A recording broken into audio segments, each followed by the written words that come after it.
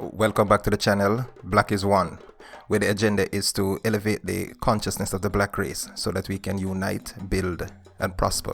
Now, I'm still in my Black History Month series, and for the next few videos, I'll be focusing on ancient African empires. The reason why I'm doing this is because, there's a narrative out there that Africa, and by extension, black people, had no history, no civilization, no organized society until the Europeans arrived. They tried to tell us that all they did to us was some kind of a blessing, because all we had before were just some, little bush kingdoms or chiefdoms here and there, some naked nomadic hunters who dance around fires and sacrifice to their ancestors, and that is not true. So let's go. In this particular video, I'll be talking about the Ghana Empire. I'll tell you how it started, what it was like, how long it lasted, and how it declined.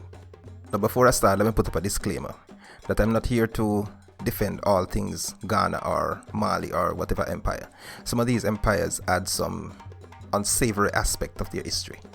The point that I wish to make is that these empires existed, large and massive empires, contrary to what we were told.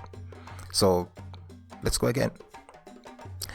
The Ghana Empire was located in West Africa and covered southeastern Mauritania, western part of Mali, and the eastern part of Senegal.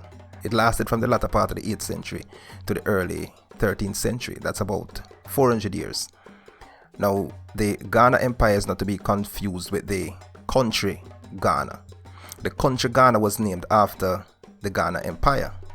The country Ghana was known as Gold Coast up until 1957. And when they gained independence in that same year, they named their new country after the old Ghana Empire. So let me just clear that part of it. The actual name of what we call now the Ghana Empire was actually Ouagadougou.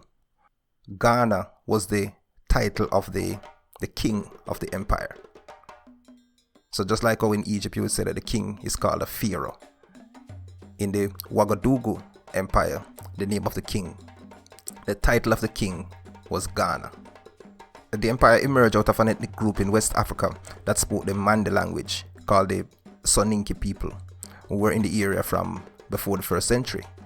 Now, in fact, there are archaeological evidence of the Mande speaking people in that area as far back as 1100 BC.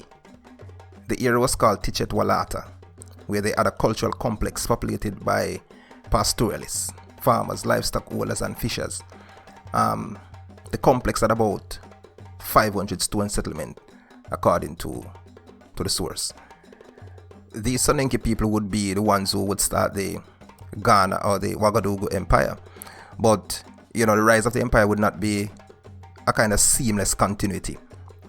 There would be some interruption before they emerged into an empire. This interruption came in the form of an invasion. The people were invaded by a group called the Amazigh Berbers from the Sahara in the 4th century. And they experienced some amount of instability and splintering of what was more like a kingdom at the time than an empire. The invaders, the Amazigh Berbers, established a settlement called Akar, A-W-K-A-R.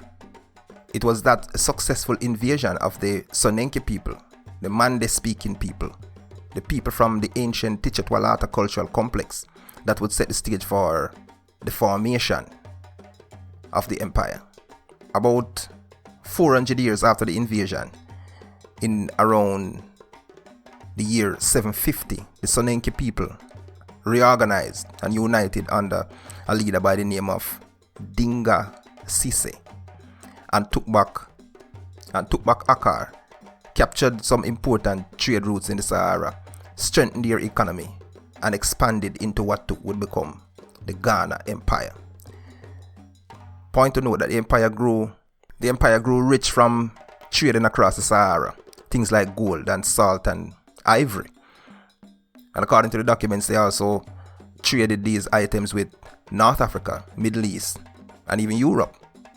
During this time, they also expanded their military.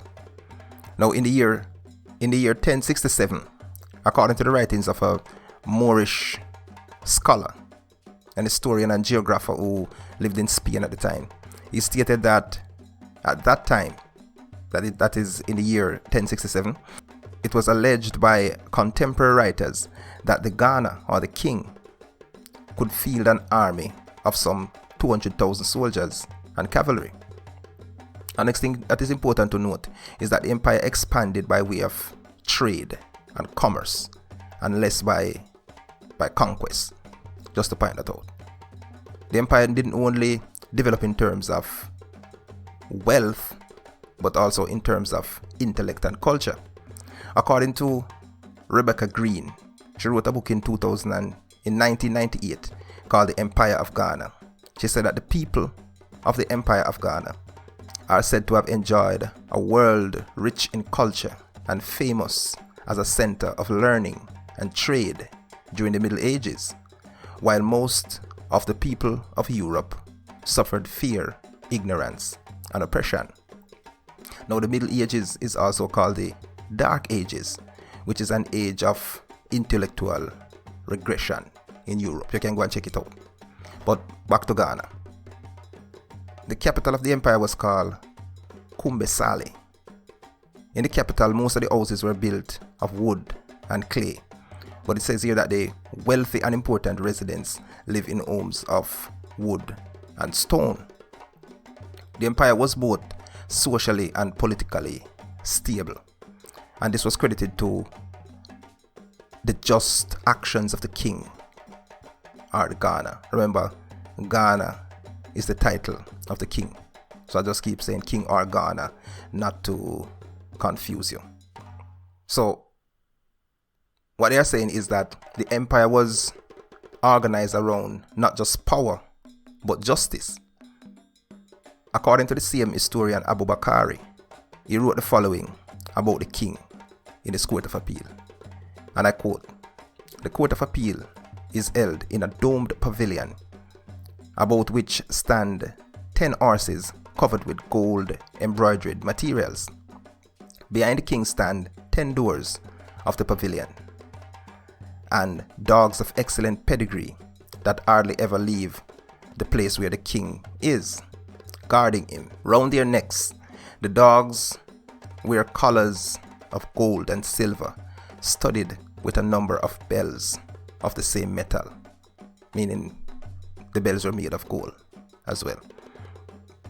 So the picture that I'm painting here is that this was a successful, established, well-organized empire with cities, a capital, with a central administration.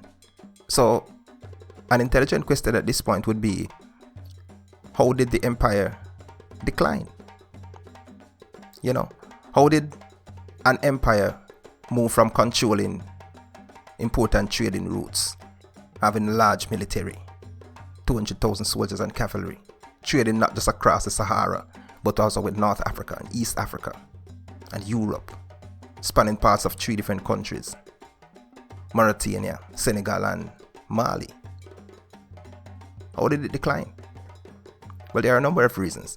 Around about the year 1060, they said that a combination of high population density in the cities, overtaxation of the residents or the citizens, the expansion of the Sahara Desert, which affected the empire's food supply, internal strife, and external invasions. The culmination of these different factors led to the decline of the empire.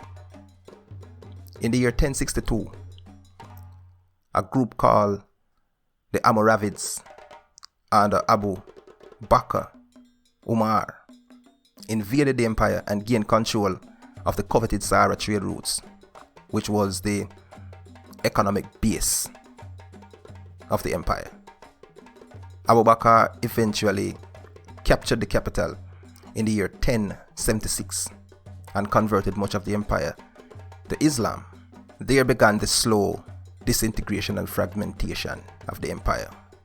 which involved a series of capture and counter-capture of territories by different ethnic groups within and around the weakening Ghana Empire. In 1140, an anti-Muslim group called the Sosa people took control of the now struggling empire, and in the process captured a neighboring state that had an important gold mine. The name of that state was Kangaba. That state would come to play a major role in the demise of the empire some 90 years later. So in 1230, that's the year 1230, Sundiata Keita from the same Kangaba state where the gold mine was captured led a rebellion against the rule of the Sosa people.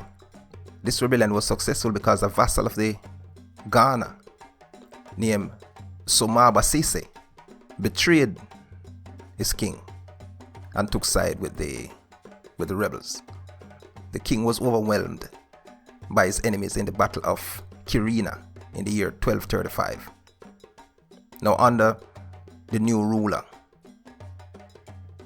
Kombesale, the capital of the empire, became a permanent ally of the rising Malian Empire. And the Malian Empire treated it as more or less as an independent kingdom. However, as Mali became more powerful, the role of the capital, Kombesale, as an ally, declined until it eventually lost its independence as a kingdom by the year 1240 and was absorbed into the Malian Empire. And that was it for the Ghana Empire. The Ouagadougou Empire, after nearly 400 years of existence, was subsumed or was incorporated or absorbed into a new empire called the Mali Empire. So what is the moral of the story? The moral of the story is this. Prior to the arrivals of the Europeans, there were thriving empires in Africa. And what we are talking about here is just West Africa.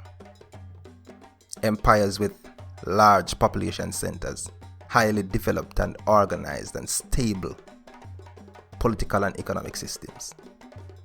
And Ghana was one of them. Black is one. Live the revolution. In the next video, I'll be talking about the Mali Empire. So turn on your notification, like the video, share the video, and subscribe to the channel. Happy Black History Month. Peace.